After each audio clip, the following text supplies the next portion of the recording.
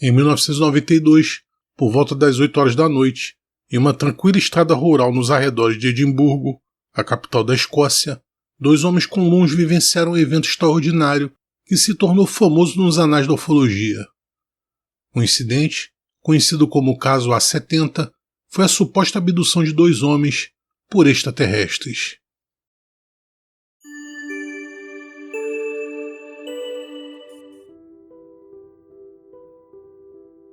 Nenhum dos dois homens, Gary Wood e Colin Wright, esperava que algo fora do comum ocorresse quando saíram na fatídica noite de 27 de agosto de 1992. Seu percurso foi do sul de Edimburgo pela rodovia A70 até a vila de Tarbrax, em East Lothian, uma viagem de cerca de 24 quilômetros. Esse deslocamento, que normalmente leva cerca de 30 minutos, estava relacionado ao conserto de um eletrodoméstico. Por volta das 10 horas da noite, eles se dirigiram pela noite clara de verão a cerca de 64 km por hora, conversando sobre família e outros assuntos gerais. Ao virar uma curva fechada, nas proximidades do reservatório de Harperwig, Colin se inclinou de repente para a frente exclamando: "Que diabos é isso?" Gary olhou pelo para-brisa e viu à frente do carro, flutuando a cerca de 6 metros acima da estrada, um objeto em forma de disco.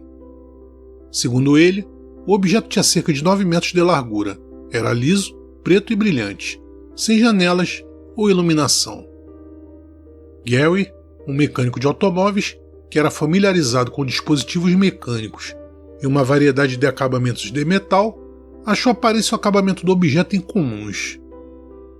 Querendo fugir o mais rápido possível de lá, ele pisou fundo no acelerador, chegando a quase 110 km por hora.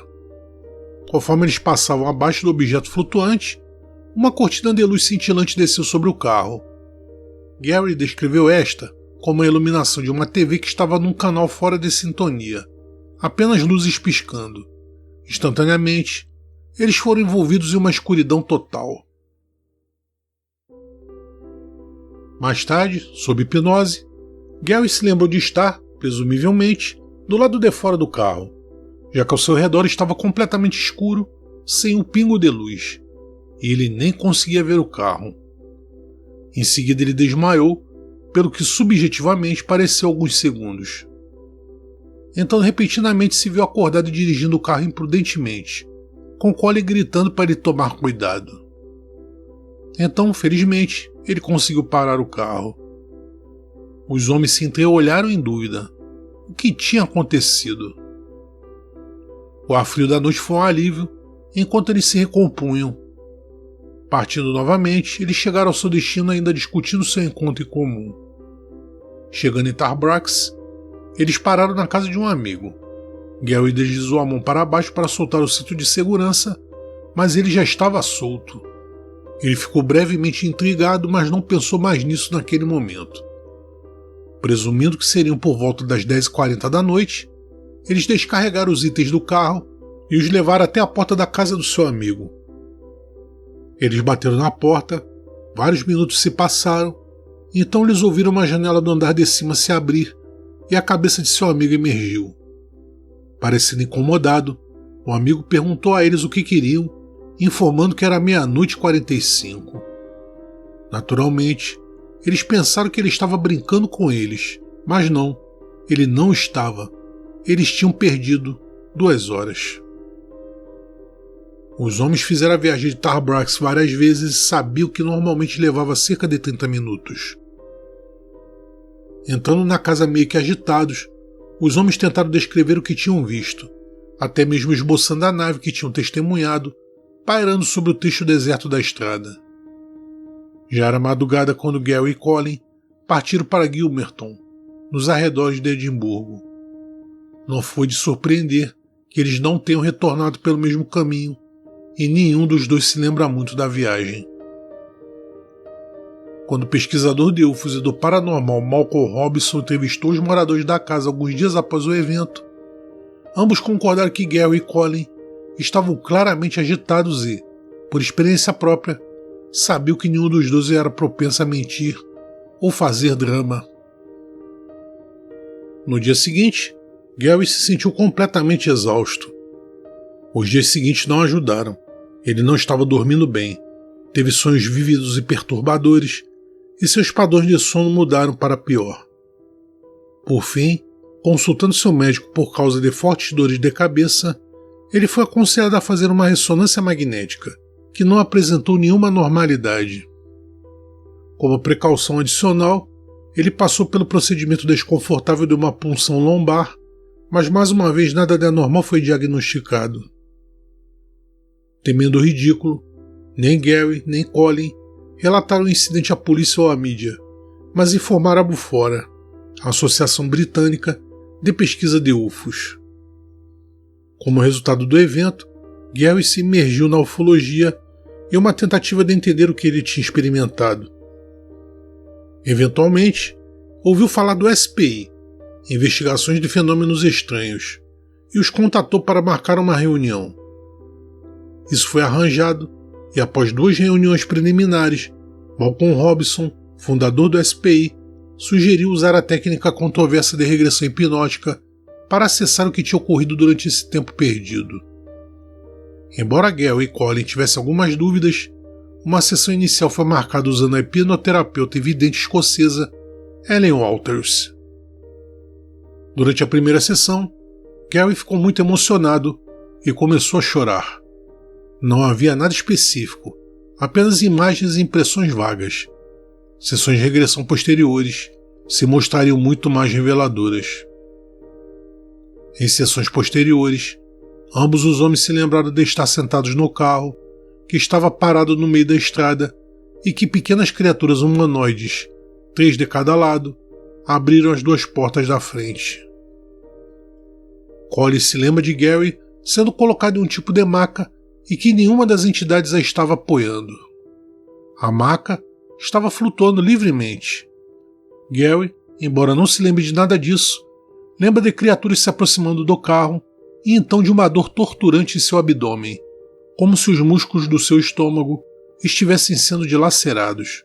Como ele diz: "Você sabe que se você for eletrocutado, seus músculos ficam todos com cãibras e é realmente doloroso. Você não consegue se soltar." Era assim. De sua parte, Colin se lembra de subir uma rampa para dentro da nave, que estava iluminada por uma luz branca e ofuscante. Ele se lembra de estar em um corredor circular, sendo conduzido por uma das criaturas. Embora algumas de suas lembranças sejam nebulosas e pareçam pular de cena em cena, como uma série de fotografias, ele se lembra distintamente de uma sala no fim do corredor. A sala era totalmente vazia, exceto por uma cadeira incomum que era curiosamente curva, quase orgânica em forma. Ele foi despido e colocado sem resistência na cadeira e submetido a alguma forma de exame físico não intrusivo. Ele também se lembra de estar deitado na cadeira olhando para o teto, que era ondulado, translúcido, e havia uma iluminação suave e difusa através dele. Em seguida, ele se lembrou de estar nu em um recipiente transparente feito de um metal parecido com um vidro e que tiras nos pés e tornozelos o prendiam. Fora do recipiente, ele podia ver claramente outros homens e mulheres, todos nus, e todos em recipientes transparentes como o dele. Ele também viu várias criaturas humanoides altas. Uma estava parada em uma porta em frente a ele, e outras 3 estavam se aproximando do recipiente, que ele estava preso. Colin então observou nervosamente um dispositivo angular se erguer do chão. Era longo e fino, como uma haste com uma pequena cabeça triangular. 2 luzes vermelhas brilhantes eram colocadas em um dos lados. A máquina inteira se movia para cima e para baixo continuamente, e embora não houvesse dor, Colin pensou que poderia estar sendo escaneado. Após a sessão inicial de Gary, sua memória melhorou drasticamente. Como Colin, ele descreveu estar em uma sala circular vazia, deitado em uma mesa plana, e que não conseguia se mover, embora não se lembre de estar fisicamente amarrado. Ele estava ciente de um dispositivo preto em forma de lente no centro da sala, que parecia estar sintonizando ou se estabilizando. Esse dispositivo também emitia um som que deixou em Gary a sensação de que algo estava errado. Após isso, ele ouviu um som que, para ele, indicava que tudo estava normal.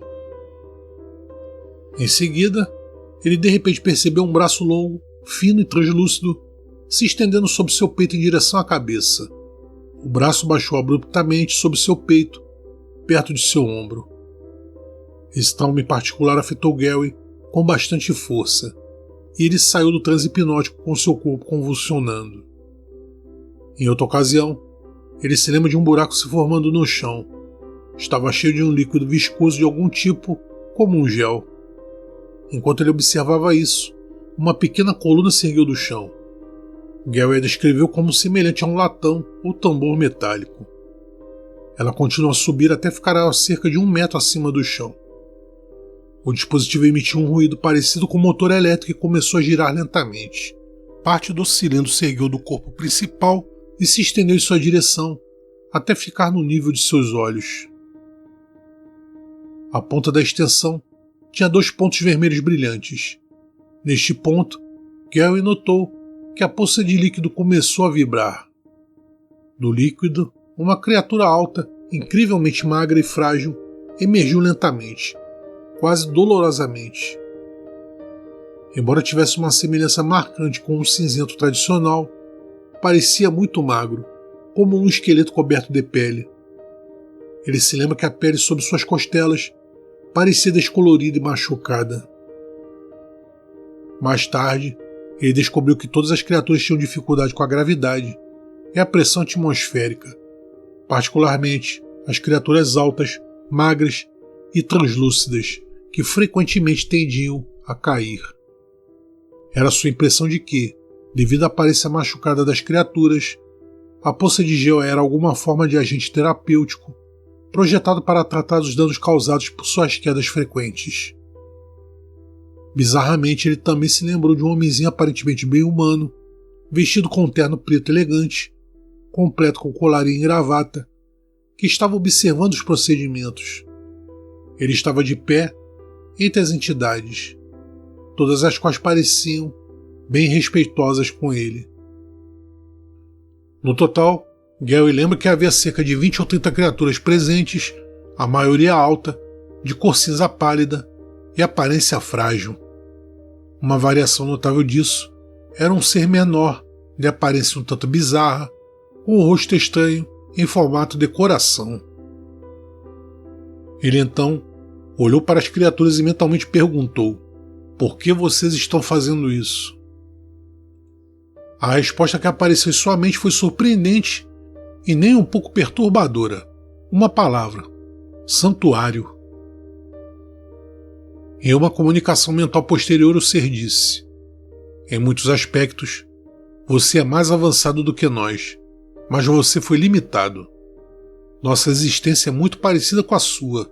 Também temos preocupações e necessidades." Gary tem certeza de que em um ponto eles foram levados para o subsolo. Ele podia ver túneis saindo de uma enorme câmara central escavada em rocha sólida. Havia também uma máquina enorme perto dele. Possivelmente era outra máquina voadora, como a que ele tinha testemunhado acima da estrada. Talvez a lembrança mais preocupante de Gary fosse ver uma jovem sentada nua no chão, de frente para a parede.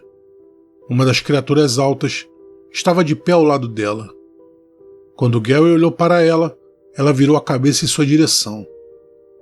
Ela estava sentada tremendo, com os joelhos dobrados até o queixo e seus braços em volta deles. Ela estava chorando e claramente na mesma situação que ele. Ele estava convencido de que, se a encontrasse novamente, a reconheceria instantaneamente.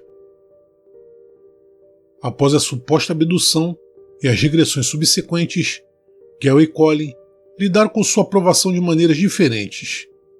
Gary se envolveu profundamente no estudo dos UFOs e do paranormal, a ponto de criar seu próprio grupo de pesquisa. Colin, por outro lado, foi na outra direção completamente e rejeitou efetivamente o evento e se recusa a discutir o assunto. Mas, dado o trauma associado ao incidente, essa reação não é totalmente inesperada. Um período de quase 6 meses se passou entre o incidente e as regressões. 6 meses nos quais ambos os homens, por não estarem familiarizados com a ufologia, leram tudo que puderam sobre o assunto e a mitologia que o cercava, particularmente Gary. Isso por si só deve tornar as revelações apresentadas na regressão não confiáveis. Acrescente a isso a predisposição do sujeito hipnótico típico de agradar o questionador, dizendo o que se espera dele, e a evidência começa a desmoronar. Sem essas declarações cruciais, o que resta é a convicção inegável de ambos os homens de que um evento real ocorreu, um evento que eles não podem explicar de outra forma.